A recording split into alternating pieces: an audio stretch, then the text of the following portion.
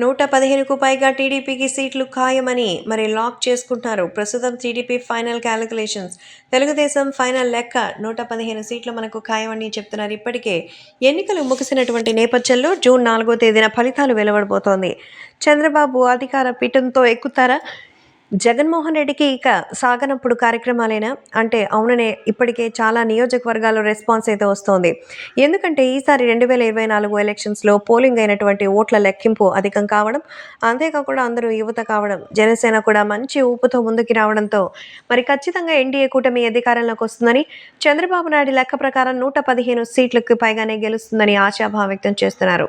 ఖచ్చితంగా ఈ లెక్కన జగన్మోహన్ రెడ్డి పక్కకెళ్లడం ఖాయమని, కూటమి మద్దతు ఓట్లు కూడా కలిస్తే భారీ మెజారిటీ కూడా సొంతం చేసుకుంటారని తెలుస్తోంది. సో ప్రస్తుతం నారా చంద్రబాబు నాయుడు లెక్క ప్రకారం 115 సీట్ల వరకు భారీగా అయితే దండుకుంటుందని తెలుగుదేశం పార్టీ అధికారులు సైతం స్పష్టం చేస్తున్నారు.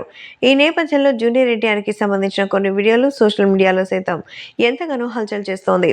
యంగ్ టైగర్ ఎన్టీఆర్ త్వరలోనే తెలుగుదేశం పార్టీలో కూడా రాబోతున్నారని మరొక వాదన కూడా వినిపిస్తోంది.